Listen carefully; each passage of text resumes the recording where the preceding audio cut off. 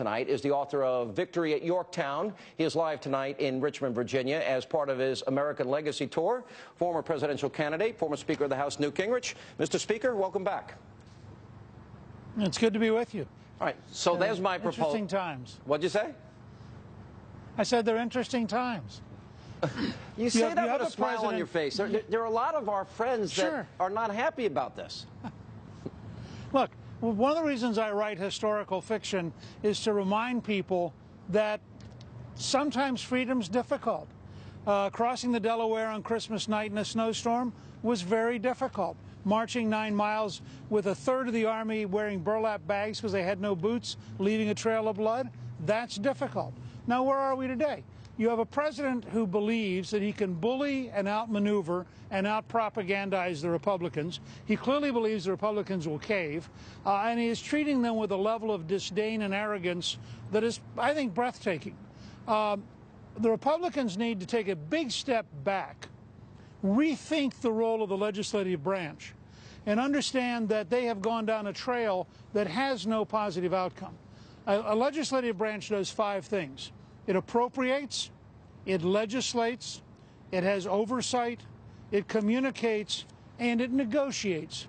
They have been overwhelmingly fixated on negotiate, but their real power is appropriate, legislate, oversight, and communicate. And I would urge the House and Senate Republicans to take a deep breath, pull all the way back, say, when you have a serious proposal, send it up. We're not going to meet with Geithner. We're not going to meet with anybody. We'll look at a proposal. We both have fax machines. We both have email. We have lots of ways of delivering things. And then I would focus on, one, how are they going to control appropriations? Obama can't spend a penny if the Congress doesn't give it to him. The House Republicans don't have to give the Senate Democrats a penny. 2, what do they need oversight on? Because if every committee and subcommittee was looking at how bad this administration is wasting our money, the president wouldn't have the gall to ask for more stimulus money. 3, what legislation do they want to move? And I don't think they should move big bills. They should move lots and lots of small bills. Make the Democrats block over and over in the Senate. Set a stage for an obstructionist Democrat re-election effort in 2014. And then, frankly, they need to get their act together on communication. It is pathetic how badly Republicans do, whether it's the presidential campaign or it's trying to govern, when they are competing with the news media and Obama, which is essentially the same thing. They have got to really rethink their entire communication strategy. Well, I got to tell you, I think I like your proposal better than mine, especially what you said about well, because I said one piece of legislation, but you're right, I'm wrong. I think a series of, peace. Thank you very much. Very grateful. That's nice. No, I'm listening very closely to what you're saying, because I think that is a far more effective way, strategy and tactic than what I proposed, which is one piece and say, all right, well, now deal with that. I think to show what the very things the Democrats are against is a good idea. I have one question. Howard Dean and some of the people on the hard left, they've actually come out and said that this is a good thing. Because the thinking is they get sequestration, they get to gut the military, they get to raise everybody's taxes, but they don't get the blame for it, and they get to blame Republicans. Do you think this is maybe the strategy of the president, considering how awful and insulting that plan was that he offered? I think it could be his tactic, his goal. But look, I think Republicans ought to eliminate the term fiscal cliff. I just wrote my newsletter that people can get at GinghrichProductions.com, and the entire newsletter is designed to say, there is no fiscal cliff. This is a fantasy. What you have today is the Washington elite chanting fiscal cliff, fiscal cliff, fiscal cliff, hoping to convince Republicans to do something really stupid, because the alternative would be going off the fiscal cliff. The fiscal cliff is an invention of people, the very people who are trying to bully us right now. All you have to say is, let's break it down into 12 or 15 foothills, no cliffs. Now let's one by one solve each of the smaller problems until we get to some solutions. You don't have to panic over this, but I want to confess something here, Sean. What I outlined for you, I actually copied from Tip O'Neill. When O'Neill was faced with Ronald Reagan in 1981, he knew that he couldn't beat him in head-to-head negotiating, but he thought he could preserve the Democratic Party and preserve the welfare state in a long battle of attrition. And so O'Neill, who had a Republican Senate, a Republican president, used the power of the House over and over again to slow down the momentum. I think Republicans have got to understand, they're not going to get any good deal from Barack Obama. He has contempt for them. He shows that contempt on a regular basis. He's a hardline left-winger. And so they've got to think through, the American people have chosen him. He's going to be our president for 4 years. What does an effective conservative House do in a period where it is having to maneuver against both liberal Democrats in the Senate and a very, very liberal president? And frankly, it may surprise you, but Tip O'Neill is a pretty good person to study to see how he did it in the 1980s. I think I agree with you. How would you deal with the communication problem that you mentioned? Because I agree with you. It's been atrocious. The first thing I do is I'd see how many of the House and Senate Republicans are prepared to sign up for serious communications. And I'd actually build a methodical plan. When we took on reforming Medicare in 1996, which was a huge challenge, with a Democrat in the White House, we trained every member of the House caucus to be able to go out and to talk about Medicare in an intelligent, effective way. We knew what we were trying to say, and I would tell you, the Congressional Campaign Committee's campaign this last year on the Medi-Scare project, they beat the Democrats in virtually every district where that became an issue. So I would start with the National Republican Congressional Campaign approach, but then I would grow it dramatically into a much more comprehensive effort to communicate to every single American of every background. All right, Mr. Speaker, I'm feeling better about what the Republicans can do.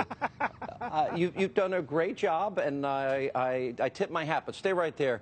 We're going to come back more with Speaker Gingrich. And welcome back to Hannity now. Emotions were running high last night in Staten Island, New York, as over 1,000 victims of Hurricane Sandy, many who have no place to call home, confronted federal and local officials about the lack of help. Watch this. We go from one to another. We go from FEMA to our homeowners. My homeowner's insurance offered me $150. What can I do with that? I need to rebuild. Sir, I need your attention, please. When you go home and get to celebrate in a nice warm house, I have no electric, I have no heat, I don't even have sewage in the house. But then the city comes and they did an inspection, it's okay to live in. Yeah, right. A joke. And you wonder why people are mad? We are the people, we're the middle class. And we're getting the finger. You were there when I met Obama, and I told President Obama, you told us you were going to cut the red tape and Middlefield. And I told him, the middle class is getting the royal finger. And what did he say? FEMA works for me. FEMA ain't doing nothing still. They keep going around in a circle. And they go, denied, denied. Very heartbreaking. And while President Obama, Mayor Bloomberg, and Governor Cuomo of New York run around patting each other on the back for a job well done, well, these people are suffering, and no one from the federal, the state, or local government seems to care. Now, President Obama, he sure did show a lot of concern for the victims before Election Day. Where is the concern from the administration now? We continue with Speaker of the House, Newt Gingrich. You know, I listen to this and I see this. Some people still don't have power. A lot of people have lost their home. They've lost everything. Oh, so many people have been conditioned, Mr. Speaker, to put their faith, their hope, their trust in government. Can we learn anything from here? Well, you can learn two things. First of all, if the federal government can't do any better than this with Sandy, what's it going to do with Obamacare? How comfortable are you that the same bureaucracy that can't deliver help in Staten Island is now going to supervise your heart operation or your cancer treatment? But second, this is an example of what I talked about in the last segment. The House Republicans should be holding hearings. They should go back and look at Katrina, the lessons that were not learned, the reforms that were not made, the things that were not done. Sandy is not dramatically better than Katrina in terms of the performance of the federal government. When we developed the Department of Homeland Security, the original idea was that you could have up to 3 nuclear events on the same day in 3 different cities, and you'd better have an ability to mobilize to be able to help people immediately. Now you look at this event, you look at how badly it's done. This is a perfect example of why the House Republicans should be adopting an oversight strategy and a legislative strategy to find out real solutions and to say, what should we be doing to fix a government that clearly doesn't work? Well, as you pointed out in the last segment, this is their role, and you explained it in great detail. One of the most arrogant things, you talked about the president bullying, but when he actually went out there and he's proposing that the Congress give up their constitutional authority and hand him a blank check, and we're about to hit a debt ceiling limit again, and he gets to raise it at will, what is your reaction to that? Well, I want to say something that will startle the Washington establishment. The number one power of the House is to originate spending and taxing. If the House Republicans decide not, if the House, and look, I'm the guy who helped lead closing the federal government twice in order to get Bill Clinton's attention, because we weren't getting serious negotiations. And somehow, after we proved how serious we were, they turned around and we negotiated. We ended up passing welfare reform. We ended up passing 4 consecutive balanced budgets. We were able to work together. Why? Because we had mutual respect. It's very clear President Obama has no respect for the congressional Republicans, and people shouldn't, it's not just a laughing matter. Here's a guy with 4 more years as president, and he's starting his second term with total contempt for the people who are in charge of the U.S. House. I think they should indicate quite clearly, not only are they not going to give in on the debt ceiling, but he may have a really hard time getting any money for anything out of the Congress next year, at which point he's got a big problem running the government. You see, there's one big fight for one power grab after another. Harry Reid is proposing ending the filibuster so they can take control there, and he's proposing that he gets a blank check and gets to raise the debt ceiling at will.